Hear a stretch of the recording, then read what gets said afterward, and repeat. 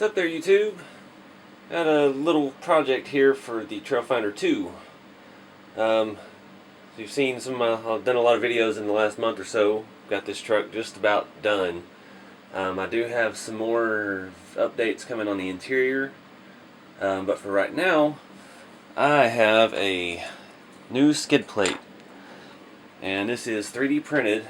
And I'm always a little leery about 3D printed stuff. It just seems a little too soft, but I'm starting to see a lot of these around, and what it does is really good. It gets that transfer case up a little bit so we're not hanging on stuff all the time.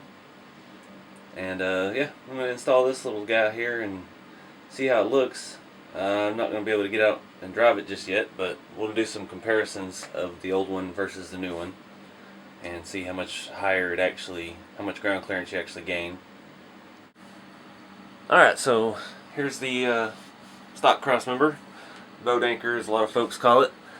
I stuck a 155 beadlock wheel under there. You can see it's almost touching, and it's going to be different. Everybody's vehicle's set different. Mine's sets pretty low because I'm going for the more scale stock look.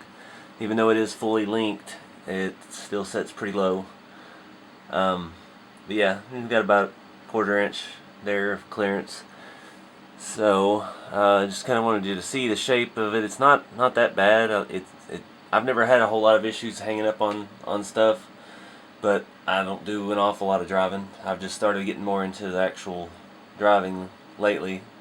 For me, it's always been about the building, but it does look kind of funny sticking down like that. So I did hear one thing about these. They are bigger, and if you're the front 3-link mount, actually the one side of the link mounts will get in the way, so this is going to have to be trimmed a little bit to clear the rear or the inner longer rod link mounts.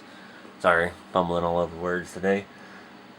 So we'll start taking this thing apart and kind of get the old one out, get it upside down. We can look at it and see how much trimming I'm going to have to do on this new piece.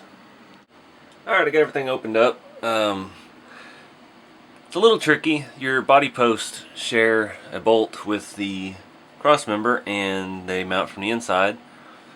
So it's not as easy as just two bolts, drop it all out, swap over the transfer case and bolt it back in. You're going to have to pull the case first and then get the screws from that way, from the inside, and then pull it out. So the first thing I got to do is remove this shaft, or at least the pin holding it in. That way I can take the transfer case loose, slide it back. Hopefully, I'm try not to take off my drive shaft, but we'll see.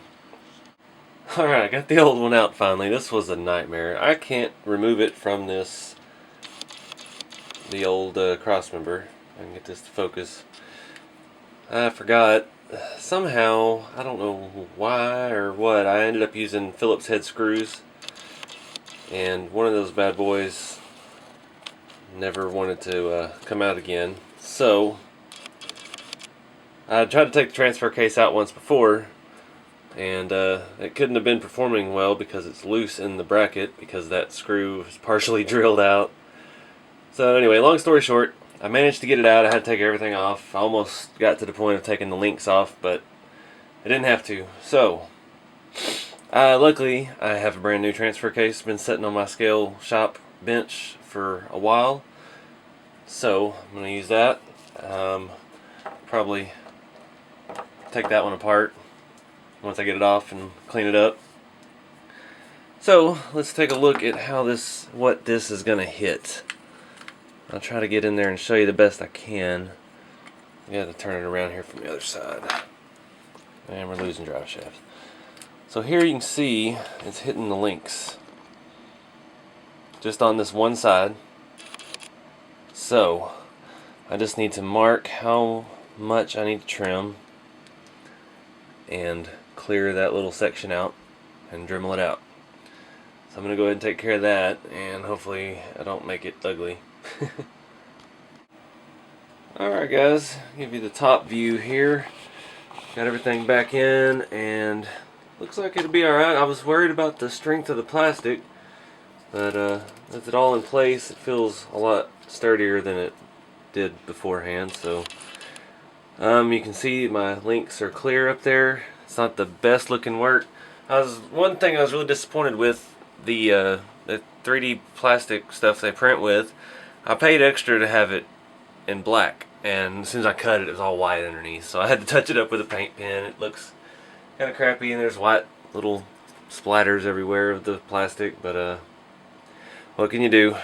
Got the new transfer case. Now this does raise it up, so it does lengthen your shaft. So if your shafts are just barely long enough, this could make them not work. Another thing I'm kind of worried about, these screws here, they just thread into the plastic, and the holes are printed like a square, smaller than the diameter of the screw, so they do take a bit of work to force them in. Of course, I was using the original fine thread screws, so that was a little bit of the issue, but they did seem snug. You don't want to over tighten them. You can see it push the plastic out at an angle right here, and when it starts getting flush with the rail, let go. Don't go any tighter. Just be patient. You don't want to mess that up, because then you're gonna have to try to do nuts on the inside, which I was originally planning on doing, but it feels pretty solid, so I'm gonna try it as is. That being said, I would rather have a metal option. I've seen some handmade ones. I've guy on Facebook, one of the crawler groups, had some he was making, and they looked awesome. And yeah, he quit selling them before I got around to doing that. One of my friends is talking about making some. He said he would let me try one out, do a video, and show y'all what we end up with. So looking forward to that. But for the meantime, I'm going to go ahead and show you the bottom here. I've still got all this stuff tied down. It's a lot higher up. Looks a lot better. I think it's going to give us the clearance that we were thinking it would. It looks like it'll be alright, as long as I don't break it. I might have to get outside and bash the hell out of it and see how durable this stuff is. I've seen some pictures online. Some folks are pretty rough on them, and they're holding up pretty well. I haven't heard any stories of it breaking. I'm just leery of plastic. Especially 3D printed plastic is not known for its durability. It's kind of brittle. But this is from Shapeways, and it's printed in kind of a nylon type rubbery flexible plastic. So yeah, it is what it is. I'm gonna go ahead and throw everything back together, and then we'll measure our ground clearance. Alright, so it looks a lot better. The profile from the side just barely bumps down. That was a vast improvement.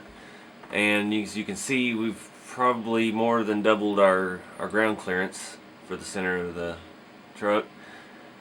We had about a 1/4 inch. Now we're probably closer to 3/4 of an inch. So, vast improvement. I'm pretty happy with that. I hate that I had to modify it. I wish it would have worked from the start. Maybe it would have been reinforced a little more. We'll just have to see how it goes. And stuff like this, you know, this is not a major. I mean, this isn't from RC4wd drive. This is from the community. Somebody drew this up, and somebody 3D printed it, and they put their design on Shapeways so we can all have it. And it's just part of the neat side of the crawler community. You know, it's not just a bunch of little kids playing with toys. We're adults. We're engineers. There's people that design stuff and make stuff work. And it's pretty cool. I'm glad to be a part of it and share it all with y'all. So, that's it for this episode. Thank you for watching, and stay tuned, because we've got more to come as always.